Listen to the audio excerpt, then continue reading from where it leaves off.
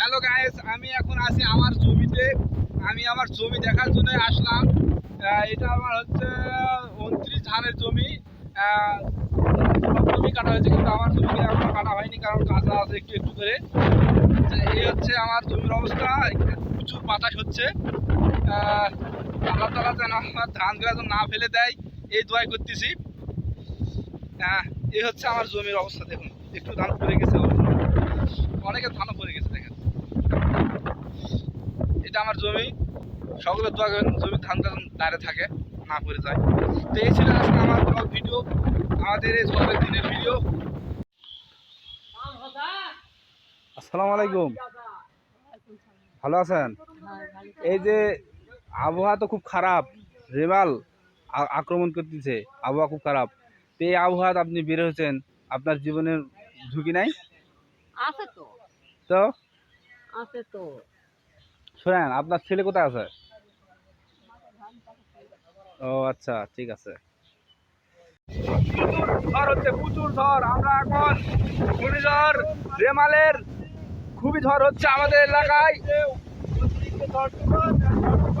দেখো কি অবস্থা, দেখো একেবারে মানে ধান ধুন কঠিন অবস্থা, প্রচন্ড বাতাস। এদিকে নাইম ঝোলা দিয়ে একদিন আগে ঝোলা মারার চেষ্টা করতেছে। নাইম মারা, দেখেন কি সুন্দর হচ্ছে, দেখেন ঝোলা। দেখি আমাদের কাকা একটা আম পালো, একটা আম বাতাস বাতাসে একটা আম পাওয়া গেল, আমটা পাকা। ঠিক আছে, এটা আপনার মেয়েকে দেন। হ্যাঁ, বাতাসে একটা আম আমরা পেলাম, ভালোই লাগলো। এই ঝড়ে আমাদের সেই মুরব্বী অনেক আম পেয়ে গেছে। দেখেন মুরব্বী, একটু দেখান কয়টা আম পাচ্ছেন। দেখেন দেখেন দেখেন দেখেন দেখেন মুরব্বী, দেখেন একে অনেক আম পাচ্ছে। সর্বনাশ, সব পাকা পাকা আম। দেখেন খুব পাকা পাকা আম। মুরব্বী এই বাতাসের নিচে দাঁড়িয়ে থেকে অবশেষে প্রায় 10-12টি আম সে পেল। মুরব্বী ঠিক আছে, নেন। আমরা আম খাই না, আমরা খুব কম আম খাই।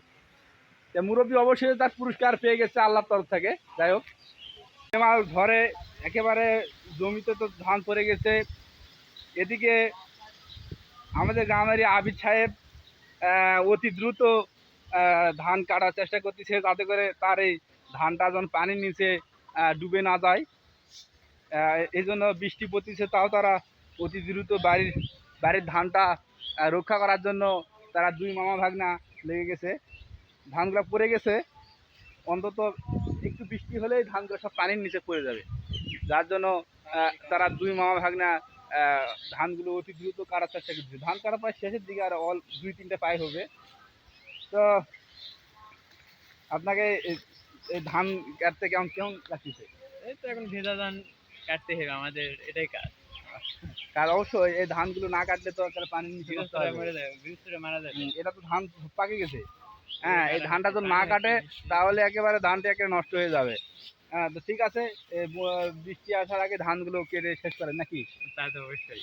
হ্যাঁ, তো ঠিক আছে আবিদ, ধান কাটো, হ্যাঁ ভালোভাবে কাটো। এই ছিল আমাদের ঘূর্ণিঝড়ের আমাদের বাঁশমণি গ্রামের আবহাওয়া। আর ওদিকে তো আমাদের নাইটকে করা আম কুড়াতে ব্যস্ত, বাতাস হচ্ছে প্রচুর। হ্যাঁ, এখানে তো এই গাছে তো প্রচুর আম ধরেছে। এখন কিন্তু বাতাসে এখানে আম পড়েনি। আম পড়েছে এখানে, তারা আম কুড়াচ্ছে, সমস্যা নাই। তো এই ছিল আমাদের ঝড়ে আমাদের বাঁশমণি গ্রামের আবহাওয়া।